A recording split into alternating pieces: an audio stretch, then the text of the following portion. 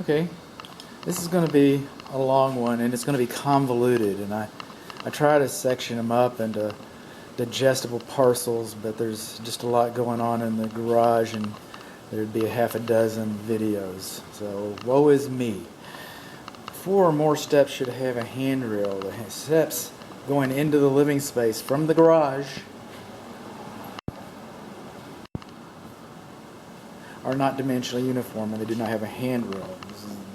This is not supposed to be more than a 32nd of an inch difference, and there's a 32nd of an inch difference between the top one, and there's more than a 32nd of an inch for the bottom one, for that matter. This door should have a self-closing spring. If I was a fire, for example, home inspector theater, I could come in. Nothing's stopping me. This fire is rated. It's rated so that it can give you a reasonable amount of protection for the living space from a fire, but you're not going to get that as long as the door is open. Save a little air conditioning here. This is a storage closet. Got some springs and screens in here. Got a light. Light switch. Can't step in there. We got storage. Solos for the debutante fluidist. Okay, this is the garage west interior wall, and there's going to be a video a little bit later where I can't find the main water shutoff valve to this unit.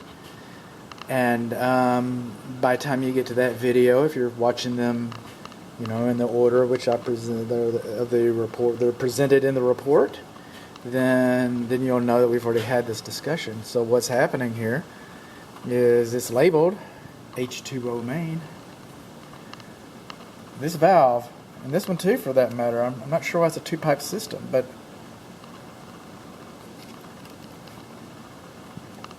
this valve, when it's perpendicular, that's off. If you have a water problem, come here and turn it perpendicular. When it's parallel, it's on. And this valve should be the same way. There we go. That's off. And that's on. Now we've got a pipe system. I'm not sure why there's 2 pipes in here, but both of those pipes, if you have an emergency, all you know is you want the water off, and you're going to turn both of these valves perpendicular.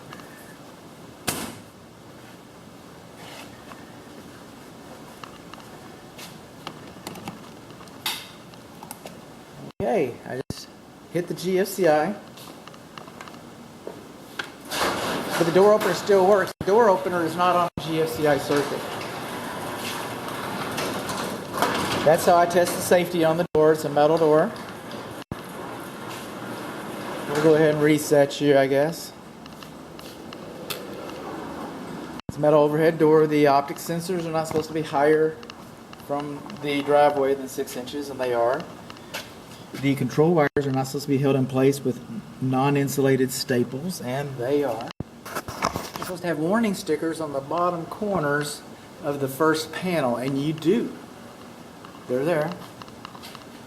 You're supposed to have a warning notice posted on the door, and you do. You're supposed to have an emergency pull handle, and you do. You're supposed to have courtesy luminaries, and one of them is burned out. It's supposed to be on a GFCI circuit, not when the structure was built.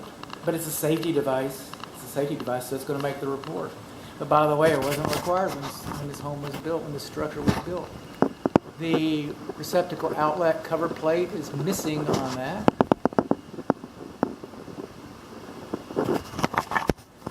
The control button is not supposed to be farther than 5 feet from the door threshold. And there should be a warning notice, just like this warning notice over here. There should be a warning notice like that, also by the door, in case if you want to squash somebody, you've got some instructions on how to do it.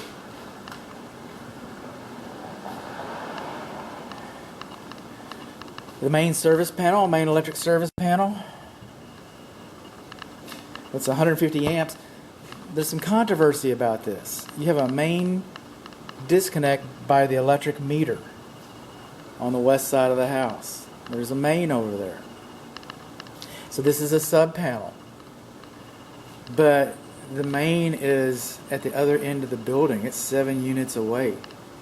So I'm of, and you cannot turn this off in 5 throws or less. So it's my opinion that there should have been a main service disconnect for this. It just should have. The wiring coming in has been bundled. These big holes like this, these big knockouts, these are for L1 and L2 because we don't know where those are coming from. And then we have these little ones like this, see? All these circuits, you're not supposed to bring more than 2 in together at a time. So 2 and 2 and 2 and 2 and 2 and 2, and then you have enough, and it comes in, it's all separated. You do not have the skin effect, which is basically they get hot. Now this is I hate discounting my work. Boy, you're going to hear that enough. But this bundling is happening at my house. My house is not for sale, and you shouldn't have to live like me. But this bundling is in that unit, and that unit, and that unit, and that unit. It's in those units across the street. It's in those units over there. It's very, very common. And and I live on the other side of the lake. And between this place and my house, just about everywhere. It doesn't mean that it's right. It's the actual code. But the odds of that changing at this stage of the game are relatively nil. Again, not liking to discount my work, and I would never dissuade my client from seeking perfection. But it's probably not going to happen. I mean, there's lots of hills to die on. It doesn't have to be this one. So the wires should not be in direct contact with the cover panel. You shouldn't have more than 1/8 of an inch gap between this. You see here that came on? That's the furnace. It's not supposed to come on. That's the emergency switch right there. It's not the furnace. I mean, it's the air conditioner, indoor air handler. It's everything. But we're talking about this. Sorry, I get distracted. See these white wires coming in here? Those are neutral wires. Right in here. See those neutral wires right in there? They're doubled. 1 screw, 1 wire. Not 1 screw, 2 wires. Not 1 screw, 2 wires. It's not supposed to be like that. You can do that with the grounds.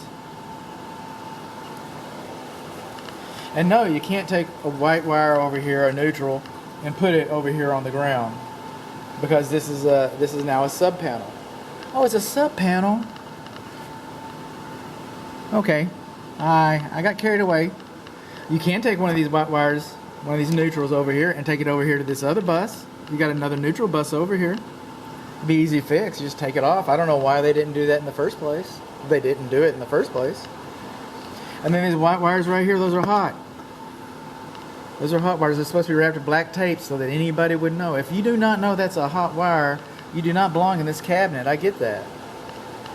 And another safety device is by today, not when this was built, but by today there will be rubber covers over L1 and L2.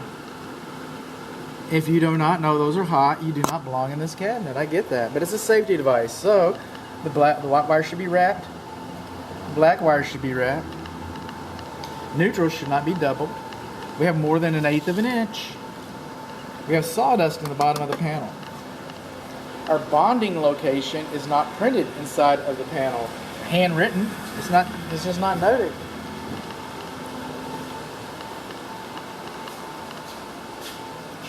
This is our bonding location. But the electrician, I mean, he'd probably guess it, but he shouldn't have to go on a treasure hunt to find it. So the bonding location is not labeled. And then the manufacturer thinks that there should be some duplicity here. The manufacturer came up with that. And there's not. It wasn't duplicated. And this is called handwriting. It's not cursive writing, but it's called handwriting. And I get it, you're printing, but that's not printed. These are supposed to be printed. This is printed. And that's code and manufacturer. And then this cabinet was screwed in. Screwed in. It's supposed to be nailed in. It's supposed to be nailed in. Nails have much more shear strength than screws. Screws are fast and tight, I get that. But if this structure were to, for example, experience a tornado, this cabinet would stand a much better chance of safely remaining in place if it was nailed rather than screwed. I get it. So, no duplicity, hand printed, bundling, screwed in, bonding location, sawdust, more than 1/8 of an inch. Whites are not labeled, neutrals are double lugged, protective booties are not here, wires touching panel cover. And that's it. That's it. That said, oh, in your AFCI, when this home was built, they were only required in the bedrooms, and you only have them in the bedrooms. Arc fault circuit interruption. That said, except for the neutral over here, this panel's actually laced up, you know, fairly straight. Oh, and you do not have a main electric service disconnect, but it's laced up, you know, fairly good. It should work. It's operable. But you know, there's a lot of attention to detail that didn't happen. A lot of attention to detail that did happen, but there's a lot of attention to detail that didn't happen. This is GFCI for this receptacle over here. Told you it's going to be long. It's going to be. I apologize. Overall, it's laziness on my part. I get that. All right.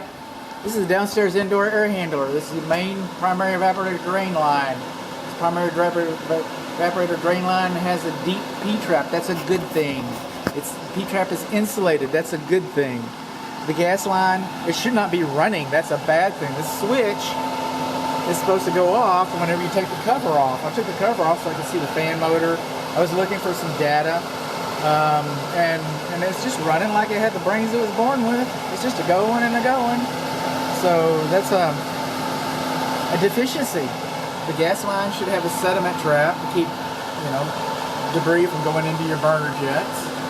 Care and use manual should be present. The air filter is right here. I can open it up, I guess, since we're bypassing it. 16 by 25 by 1. That's how you get to the air filter, which is dirty, by the way. So what do we have here? We have, oh, and we have a float switch. Some people call them safety switches. Call it what you will, but you got the switch for the secondary. So that's a good thing. Primary's fine. Flue is fine. I don't see a thimble up there. I'll write that up. Thimble's a little pie pan blade up there. Up there in hillbilly land. Up there, what are we looking up there for? We're looking for us a thimble. No thimbles. So the switch has been bypassed. The fan's dirty. The air filter is dirty. The gas line does not have a sediment trap. Those are the things that are wrong with this indoor air handler. This indoor air handler does not have an electric service switch because the electric service panel's right over here. So it's not necessary. We got another drain that's coming in here. And I'm not sure what that drain's for. I hope it's for the other air conditioner unit. I hope it looks like it's got a filter on it. So it's probably for some high efficiency device, which is good. But I'm running out of stuff to complain about. Got a little bit of cracking in the floor. Cement does two things. It gets hard and it cracks. Oh, builder joke. But it's true.